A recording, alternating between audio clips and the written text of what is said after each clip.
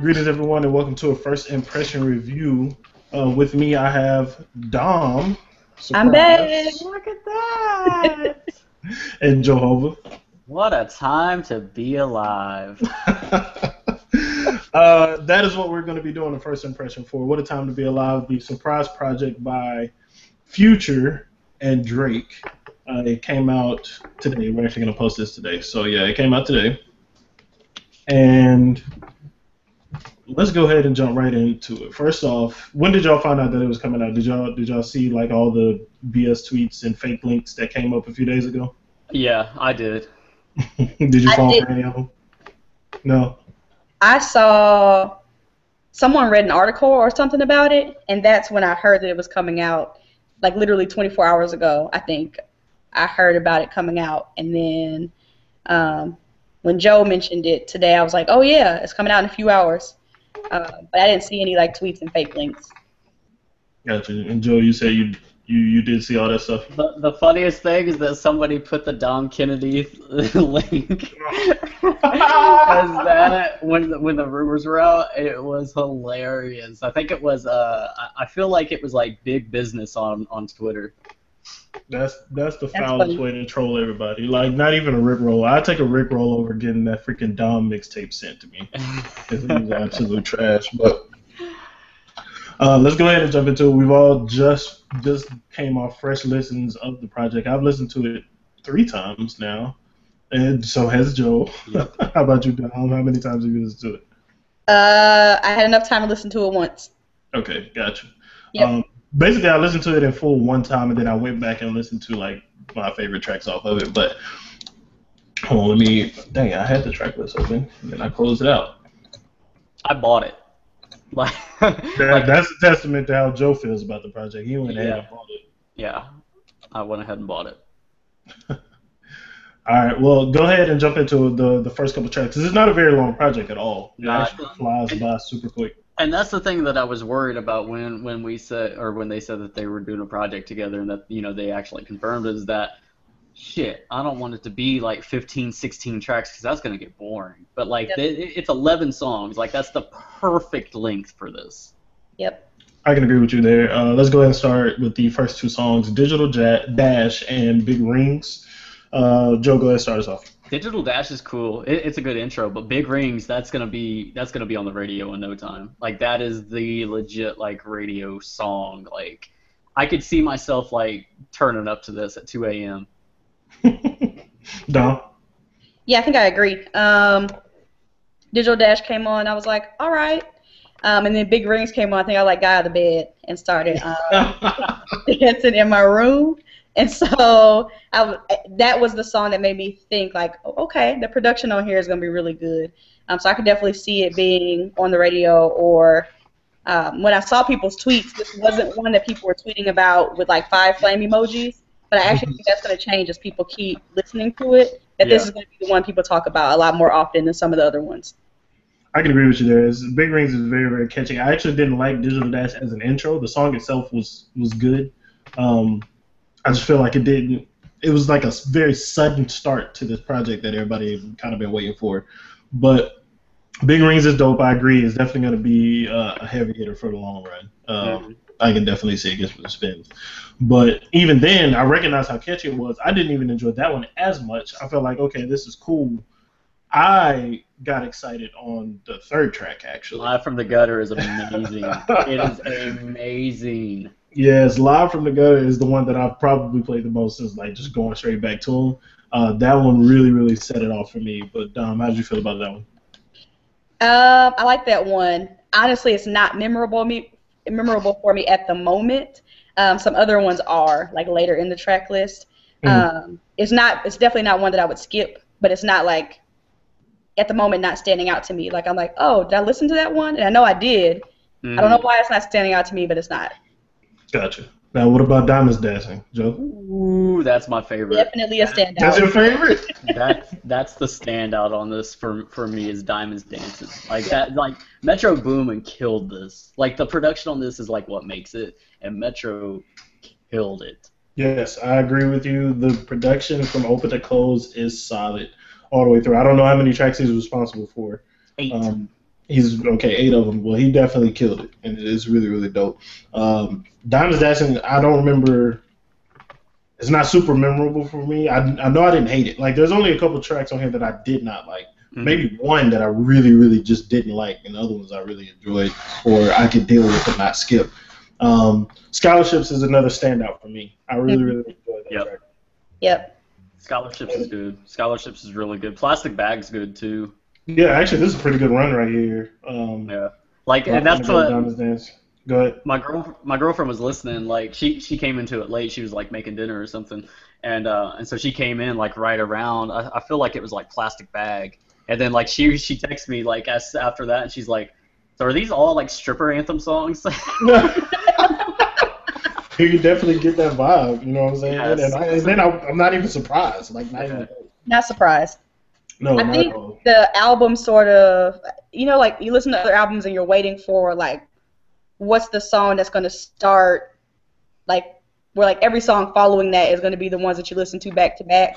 I think that started with Diamonds Dancing for me. Mm-hmm. If Live from the Gutter and Big Rings were in a different order, like if they had just been flipped, it would have started with Big Rings for me. But after Diamonds Dancing, like I was literally like walking through the house, like bouncing around, really paying attention to the beat and the words, and like really got into the album starting there, especially with Scholarships following it, and then Plastic Bag following that.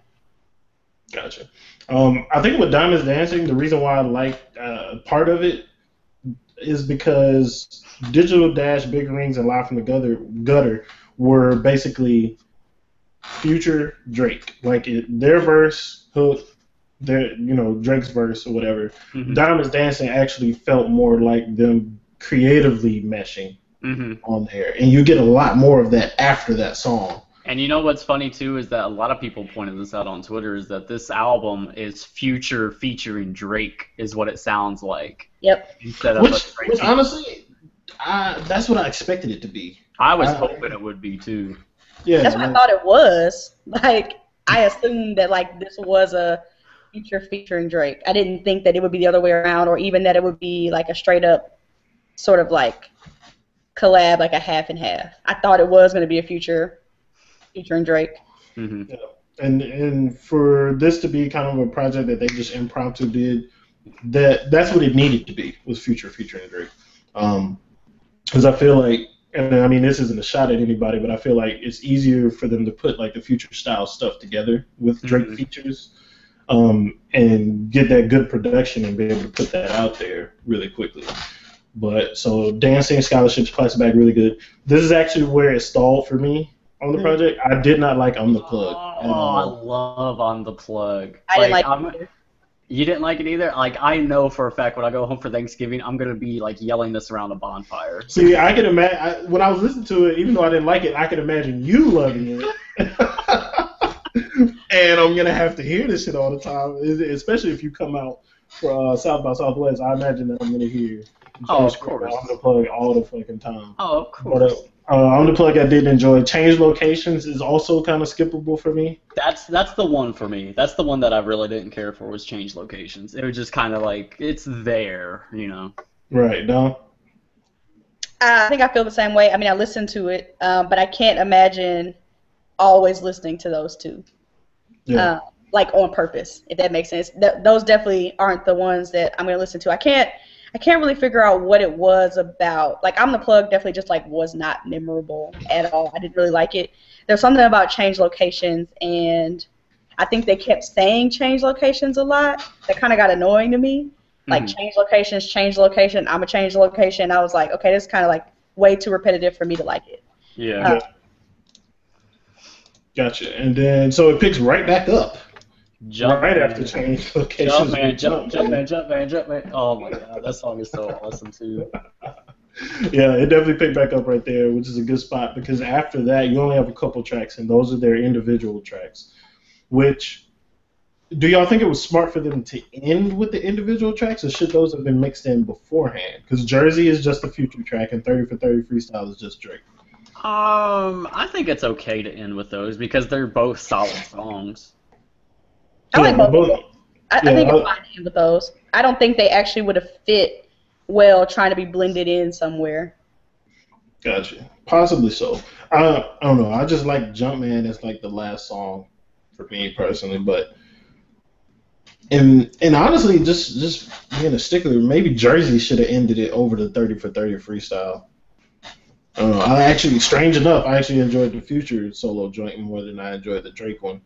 And I'm not, much of a Future fan, but I did enjoy this. I enjoyed this so much more than Dirty Sprite 2, and not even for the Drake feature. I enjoyed the production on this a lot more than I enjoyed the production on Dirty Sprite 2. This is the production that I expected, basically. Yeah. It's just a lot more fitting for me. But how do y'all feel about the whole thing?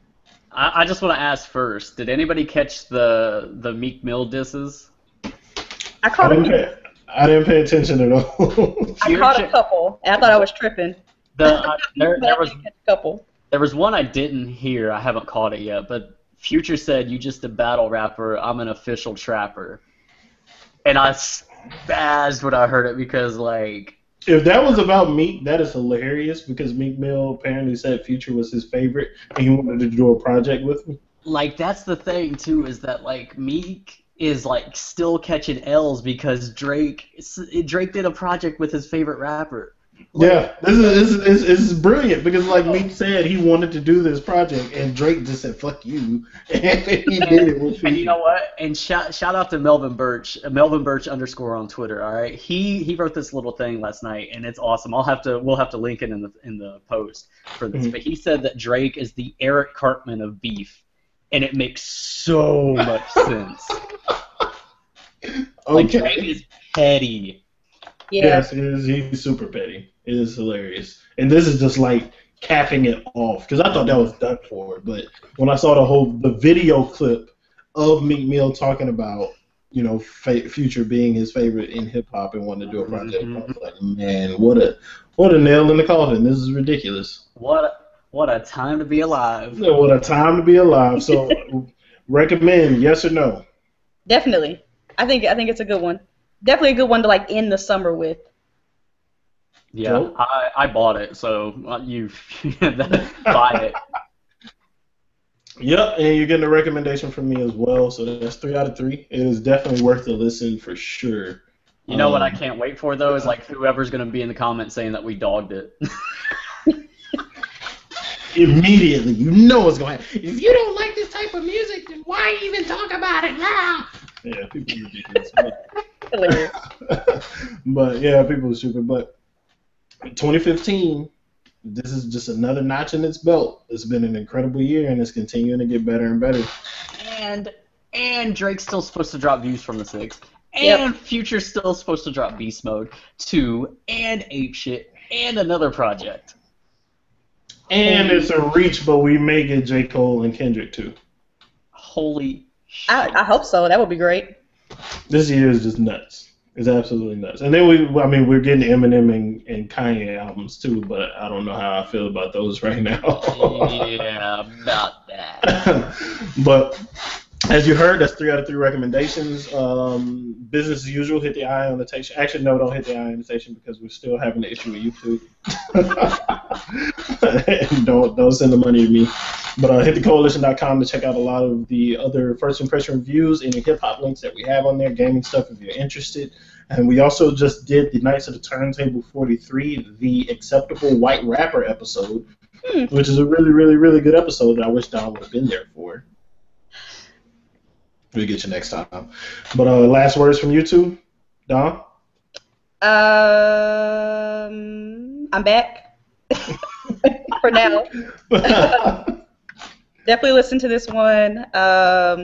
Like, seriously, don't try to be different and think, like, I'm so different, like, and I'm too cool to listen to Future and Drake. That's annoying. Just check it out. It's a really good project. I already see tweets like that coming out. Oh, yeah. That one dude that was like, I didn't watch Straight Outta Compton. I didn't listen to Future Drake. Because I'm a leader, not a father. I'm like, go die. I wanted to say something on Twitter, but y'all know I have a bad track record with that. Yeah, you don't need to. If he don't get his elitist fucking view the fuck away from me with his run-on sentence rap. Word. Is that your last word? That is my last word. Buy this. What a time to be alive. What a time to be alive. And shout out to the 8 people that are actually viewing this live right now. I think that's actually the most that we've had view the show live as we're recording. But, hey, everyone hit the like and subscribe and feel free to share this around. We appreciate you watching, but we will see y'all next time. Peace out.